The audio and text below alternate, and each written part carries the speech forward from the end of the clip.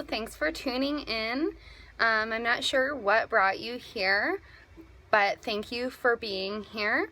My name is Ashley. I'm 26 years old. I'm a mother of 2 girls, a wife, a daughter, many other things. But the main thing that I am here for is because I am a brain cancer warrior. I have stage 4 brain cancer called glioblastoma. I'm not going to go further into who I am. If you want to know more about me, you can check out my Facebook page. I'll give you a little link below. Other than that, I'm just mainly here to talk about brain cancer and glioblastoma and my diagnosis of that.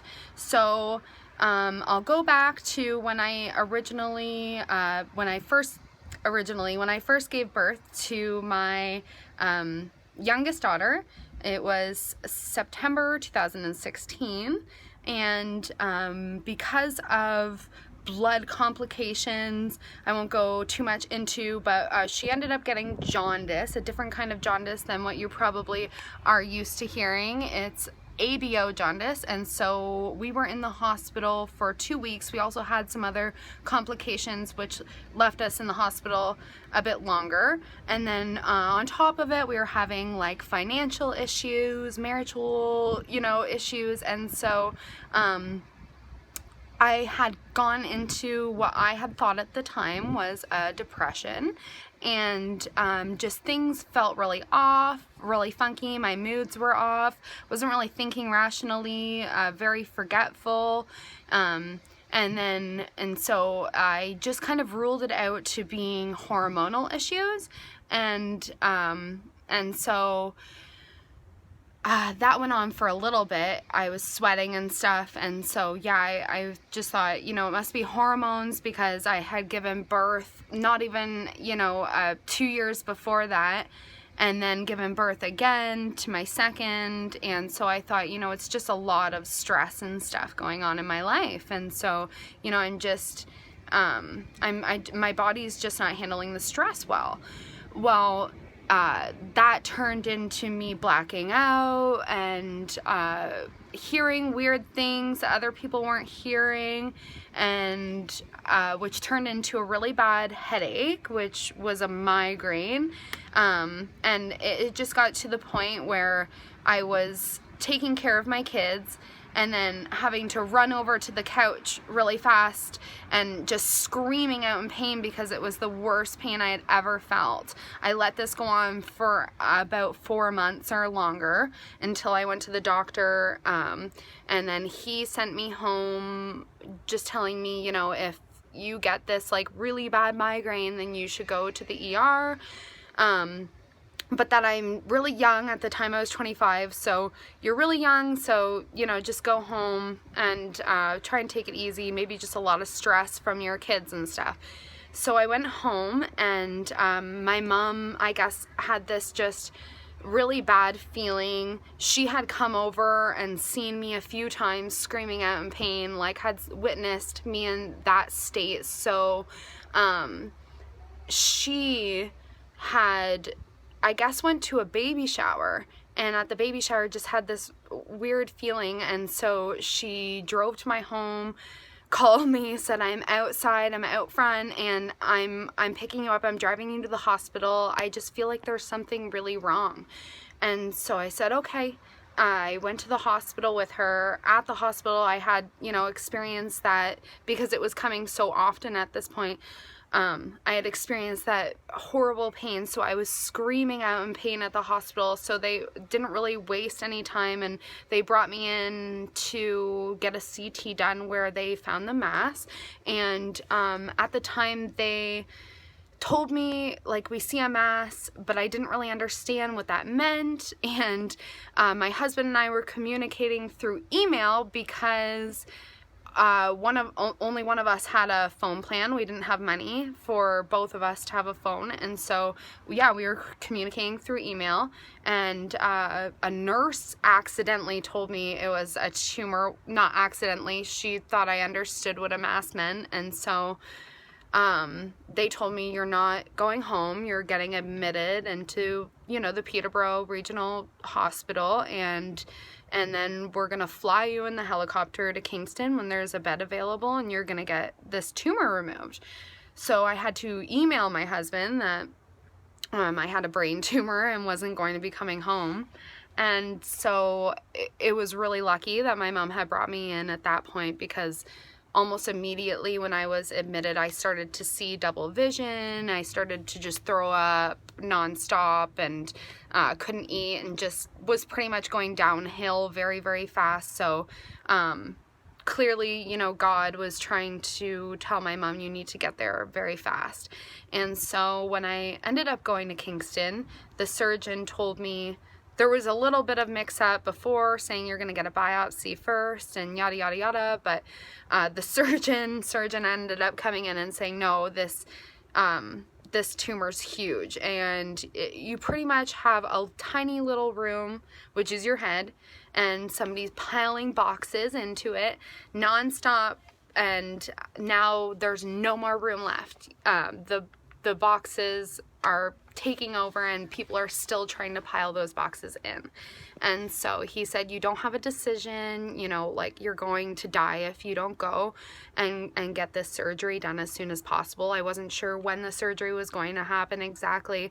And then just hours later, early that morning, they ended up, I think, telling me today, you know, soon you're going for the brain surgery. And so, they originally, I think, told my mom like an hour or two or something, and then it was like a 4.5-hour surgery. So everybody was freaked out, and then the tumor ended up being about 7 centimeters, so it was pretty huge, and that was in my frontal right. And so that's why the irrational thinking and things like that, because that is your frontal right. And he said I could have had it for years and years, since I was a teenager. And so when I had came out of the surgery and like kind of come to, you're on very high pain medication. You also can't walk for many reasons. They have something on your legs that are compressing your legs because you can't walk. You just had a brain surgery, so obviously things are not there, and you can't talk. You know, I was slurring, saying double vision. I was seeing double vision, but stuttering my words, and you know, just because it's your brain, and so it takes a while for your brain to recover from that. I think the younger you are, the easier it is to recover from. And a little bit later, he came in, told me the diagnosis. Remember just looking up on Google, reading about glioblastoma and seeing that it was, in fact, the deadliest brain cancer. Only 5% survival and 10 to 12 months to live.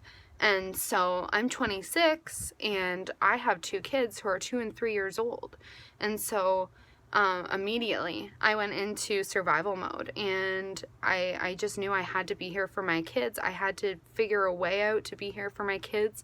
It ultimately, I think, came down to just being positive and enjoying life and like enjoying those moments with them. But also something that I came to terms with, and something that you can't help but notice when you're diagnosed with something like this is, where is all the gray? Where is all the brain cancer awareness? You see lots of breast cancer and things like that, but you do not see a lot of brain cancer awareness. You don't see it really anywhere. No gray ribbons, nothing. And then when I dug into it more, I found out that we're 17 on the whole world for brain cancer funding. We're all the way at number 17. Lung being at number 1, breast being at number 2, and you can't help but feel not only angry, but just so sad. And the truth is that the majority of brain cancer patients are children and elderly people, the most vulnerable of the human being species, and that more children die from brain tumors than they do from leukemia, and that most childhood cancers and illnesses will result in a brain tumor at some point in their lives later on down the road. And so it's unbelievable that you have these facts here that brain cancer is so underfunded. And why is it getting 0.07% funding? And so that is my mission. That is why I'm doing the Brain Cancer Walk in Belleville for the Brain Cancer Foundation of Canada. And my mission has been to spread awareness. That's why I have my Facebook page. That is why I create the posts that I do, the videos that I do. I'm trying to, before I die, while I'm here, I want to make it my mission to make brain cancer known, glioblastoma known, and to try and just raise the funding in this, to raise the funding, raise awareness. I'm not sure what we can do, but we're gonna do it. And yeah, that's my mission. I'm now 11 months. No, 12 months. The 13th of this month, April 13th, will be my a year since my surgery. So I'm already beating the odds. And yeah, so if you would like to donate even just $1, 50 cents, $2, any amount counts, any single dollar counts. Every single brain cancer patient, caregiver, child, parent, anybody who has been affected by brain cancer will very, very much appreciate that. I will put a link down below for the walk that I will be doing June 8th, 2019. If you want to go to that link and donate $1, thank you so much, and thank you for watching this entire video. Thank you.